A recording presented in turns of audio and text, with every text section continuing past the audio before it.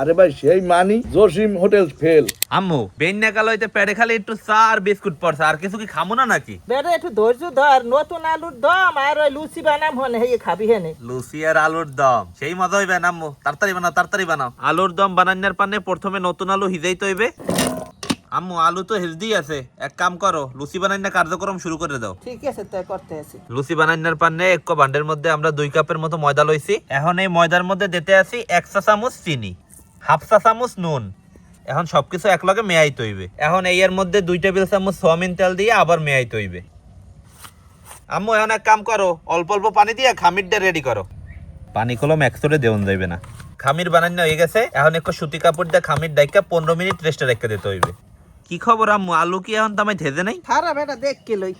হ্যাঁ হে যে এক্সেল গরম আম্মু। হিজেন না আলু সেলা হয়ে গেছে। আম্মু তুমি এখন আলুর দম বানানো শুরু করো। করতে আছি এই। আলুর দম বানানোর পানে ফ্রাই প্যানের মধ্যে দিতে আসি সয়াবিন তেল। তেল হালকা গরম হয়ে গেছে, এখন এই গরম তেলের মধ্যে হিজেন না আলুটি দিয়ে ভাজতে হইবে।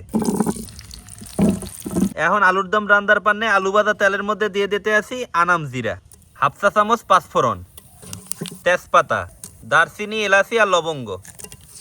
গরম মশলা হালকা ভাজা হয়েছে, এখন দিয়ে দিব 1/2 কাপ পেঁয়াজ বাটা, 1 চা চামচ আদা বাটা, 1/2 চা চামচ রসুন বাটা, 1 চা চামচ কাঁচামরিচ বাটা। বাটা মশলা ভাজা হয়ে গেছে, এখন দিব মরিচের গুঁড়ি 1 চামচ।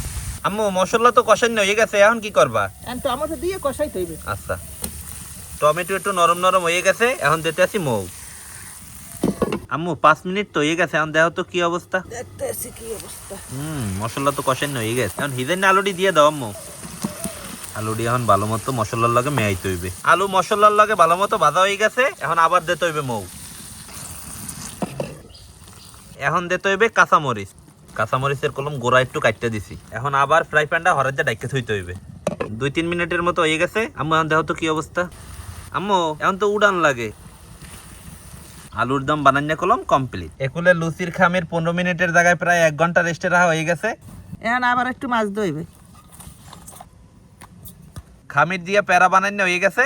আম্মু তুমি এখন লুচি বানান্য শুরু করো। এখন প্যারার উপরে অল্প একটু ময়দা দিতে হইবে।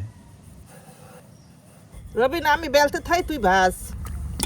দেখছেন পুরো ফুল কো লুচি। লুচি কলম প্রথমটা ভাজা হয়ে গেছে, খালি লুচি ভাজলি হইবে না, লুচি কলম খাইতে হইবে।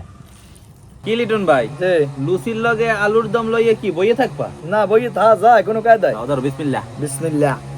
রবিন ভাই কাকির হাতের লুচি ভাজা খাইতে তো জম্মের মজা। আসলে কলম লুচি আর আলুর দম কলম অনেক মজা হয়েছে। বেন্যাকালের নাস্তায় কার কার আপনাকে আলুর দম আর লুচি ভাল লাগে জানাইন কলম, আমার দ্বারা তো সেই লাগতে আছে।